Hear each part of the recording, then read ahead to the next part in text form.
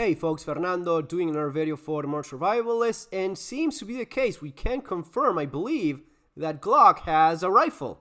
Yeah, these pictures have been floating around for a couple days now, and the first thing was, it's just another AR with a Glock logo. That's it.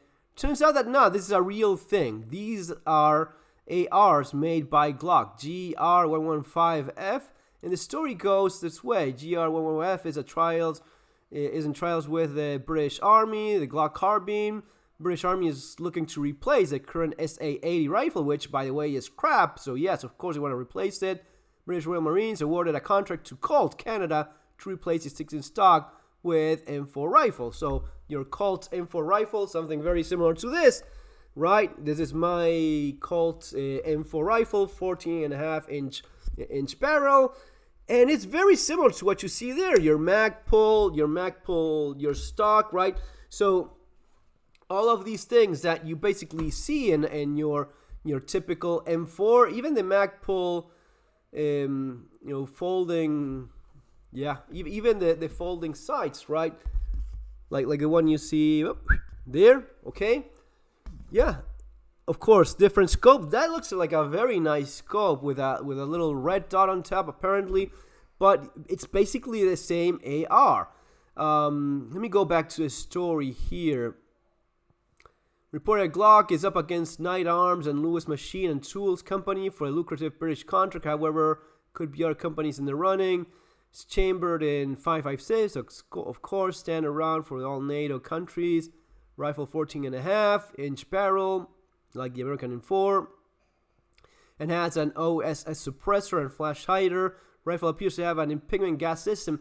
Yeah, more on that. Handguard is marked Glock, indicated firearms giant makes it. Has M-lock rail, Picatinny on top. Handguard also has quick detach mounting points for things like slings. Well, ambidextrous controls and all the good stuff.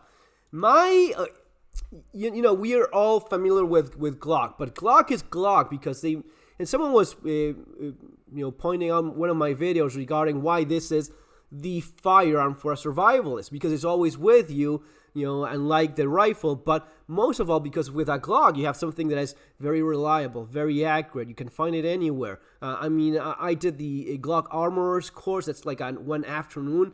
There's nothing you cannot replace here within a few minutes, and parts are everywhere. So any other copy of a Glock, and someone would say, oh, this one is better. Yeah, it's all copies of Glocks, and the standard on which all of those are based is the original Glock. So why go with a copy instead of going with the real deal? And nothing is as proven as a Glock, because you may think, oh, this whatever manufacturer, well, does that whatever manufacturer has the same numbers of guns in the street as Glock? No. No one has the number of guns out there in the streets as Glock does. And with the reliability and proven track record that Glock has, there's simply nothing like that as of right now. Eventually, as time goes by, you may see something that emerges and becomes a new standard to which everything else is compared. So far, guys, it's this. This is the gun you want to have. So it is a little bit unfortunate that the first carbine we see from that beloved and mythical company is damn, another fucking AR. I get it. It's a huge military contract. They will sell the crap out of these in the civilian market as well, because people will buy it, especially in the United States and all over the world. Really, you want to have, if these are being made in Austria as well, fuck, they will sell these all over Europe as well. Sometimes people in the United States don't know that you have ARs made all over Europe. You have them made in a number of different countries. They tend to be a little bit more expensive. The Czech one, the CZ ones are pretty affordable. Luvo company, is it? Anyway, there's a couple companies that are a bit more affordable, but yeah, they will sell these. The only thing that I wish I would have seen was a little bit more of evolution in terms of, don't give me the direct gas impingement thing. It's one of the things that pisses people the most.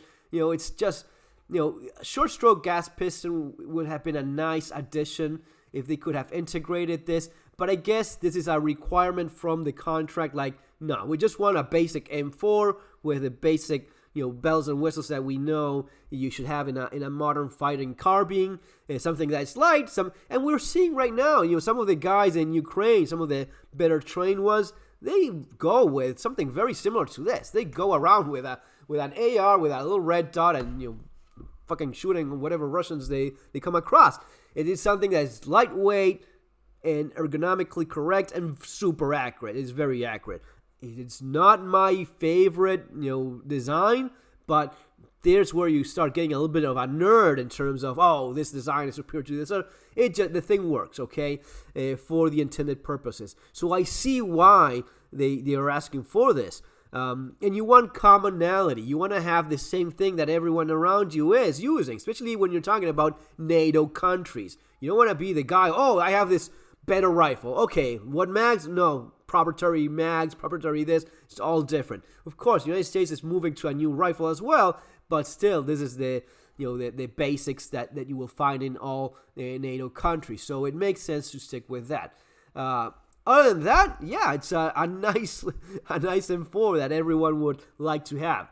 No doubt about that. Guys, remember that the channel is full of information if you want to learn more about survival preparedness. Remember that if you're interested in guns for defense and you haven't had an actual proper training, then you probably assume you can do things you can't. For that, I recommend Street Survival Skills, which is my book where I share some of those basic concepts regarding the use of firearms for self-defense, which a lot of people simply don't know because they never took that training. If you do that, you notice that in different instructors, and even in different countries, you realize that they teach the same basics because those things work. So that's what I share with you as survival skills, and of course surviving the economic collapse for the economic aspect of survival and preparedness. Folks, that's gonna be all for now. See you in our next video. Take care.